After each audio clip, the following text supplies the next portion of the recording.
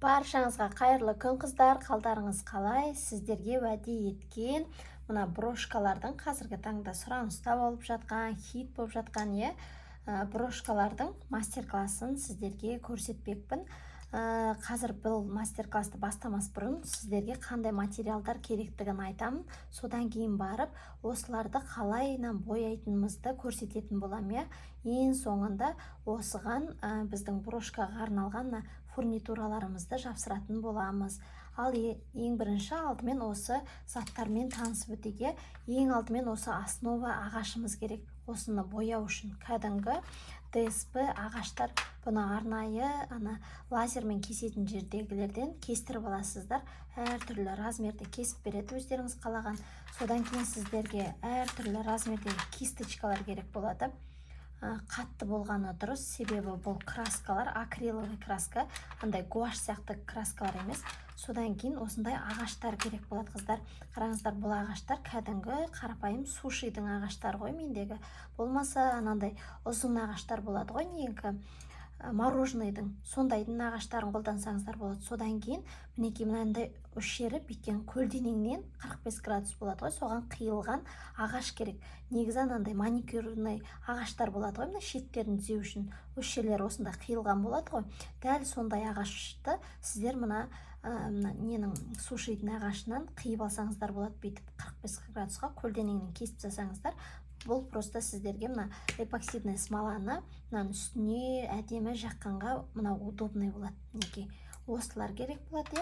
Одан кейін арнайы осындай акриловый краскалар. Бұл краскалар суретке кәдімгі сурет салады ғой. Бұл масляный сияқты қою краскаларды мыналар. Бұл соған арналған краскалар. Андай қалай деп айтсам болады, бұрындар біз оқығанда бұны сурет салу үшін қолданатынбыз. Бұл акварельный краскалардан сәл өзгешелеу. Бұның несі де қолға андайынан үстінен мысалға мына краскалар жағылды ғой, міне мынаның арты дәл осы акрил тағда міне қолға ешқандай жағылмайды, бұл жұқпайды. Бұны сіздер лақтасаңыздар да болады, лақтамасаңыздар да болады. Түр-түрі болады. Енді абдиға, канцтовар сататын жерге барсаңыздар түр-түрін аласыздар. Мінекей осындай целый бір қорапшасы болады. Немесе міне осындай акрил краскалар болады. Мен осындайдың ағын алып қоямын. Негізі ағы, өткен ақ тез бітіп қалады да, мынаның ағы бірден бітіп қалады. Өткен ақты әртүрліге қосып, әртүрлі түстер қыласыздар ғой. Чисто бір түске қарағанда сәл өзгерткен түс әдемі болады мінекей. Содан кейін осындай пигмент керек болады. Бұл пигмент бізде мынандай узорларда, шетіне жылтырларды орнату үшін. Мынаның пигментті мен екі түрлі тәсілмен қолдандым. Оны да сіздерге қазір көрсететін болам. Мына жерде мысалға басқаша әдіспен қолданған, мына жерде де мынаның ішін басқаша әдіспен бояған. Сондықтан да осының барлығын сіздерге көрсететін боламын. Мінекей бұл пигмент деп аталады. Бұл не сияқты? Құм сияқты. Сақ мінекей. Бұны араластыруға да болады, нелер эпоксидный смоламен. Болмаса осылайынан да жаға беруге болады. Ештеңе де етпейді. Ештеңесі өзгермейді. Нормально осылай. Пигмент деп аталады осындай.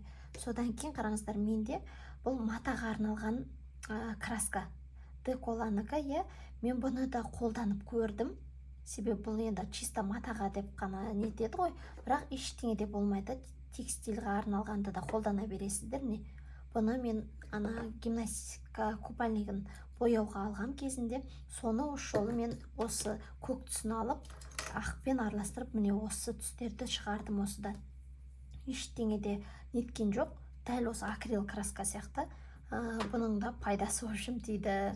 Екеуінің айырмашылығы просто бұл акрил краска, бұл матаға арналған краска. Негізі бұл акрилді да матаға қолдана бересіздер. Сыртынан бір үтіктеп жүрсеңіздер, матадағы да краска осымен боялып, осымен сақталады. Ең соңында бізге мінекей осындай эпоксидный смола керек. Қараңыздар, бұл екеуі А мен Б компонентінен тұрады.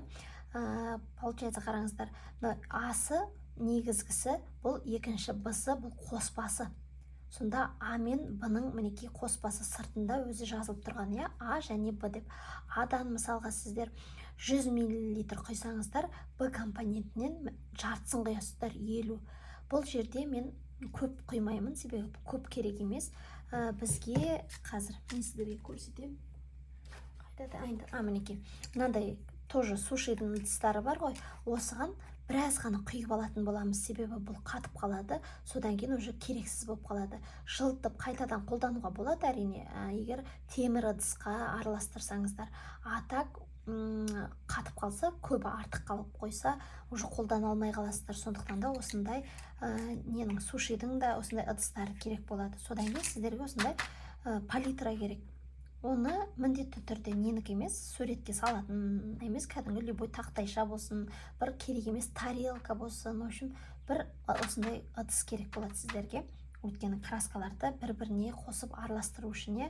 Содан кейін осындай шпатлевка керек болады, артын түзеу үшін, тегістеу үшін. Мысалға, кейбір жерлерде не ағады ғой, мына эпоксидная смола кейбір жерлерінде ағып кетеді. Соны сіздерге қырып алып тастау үшін мынандай резак керек болады. Резактарыңыз негізі өткір болғаны дұрыс. Мен өзімнің резагымның нелерін жоғалтып алдым, таппай тұрмын. Мына запаскаларын мынаны алып тастап, орнына запаскасын қойын десем, соны таппай отырмын. Бірақ та осымен де қырып көрдім, кетті. Содан кейін осыны тағы да көрсетем, одан кейін қалай этапына, себебі қазір мен бірден көрсете алмаймын да, өйткені мына эпоксидная смола бізде бір күн тұру керек, қатады.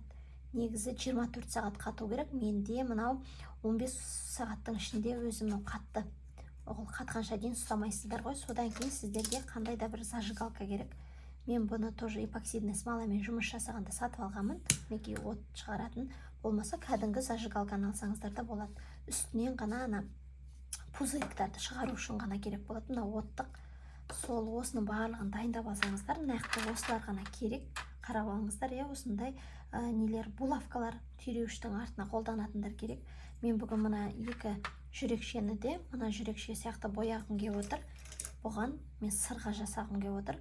Оның бірақ фурнитурасы жоқ. Артына тағатыны оны алып келгеннен кейін тоже көрсетемін, сырғаны қалай жапсырғанымды.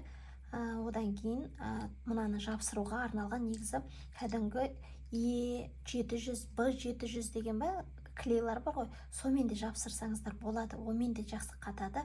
Бірақ мен бүгін мынаны біреуін эпоксидный смоламен жапсырғым келіп тұр, екіншісін сол немесе F700-600 дегендер клейлар болады ғой, сомен жапсырып көрсететін боламын, қайсы жақсы ұстайтынын айтам. Просто мен ол клейді таппадым, үйдің қасындағы барлық магазиндерге барып шықтым, өзі сол клей жоқ екен. Соны алғаннан кейін осыны көрсететін болам, жақсы ма қыздар? Қазір ал енді осының барлығын дайындап алсақ, ал ендеше бірінші немізді, бояуымызды сіздерге көрсетейін. Осының барлығын дайындап алыңыздар. Енді осыны қазір бояйтын боламыз.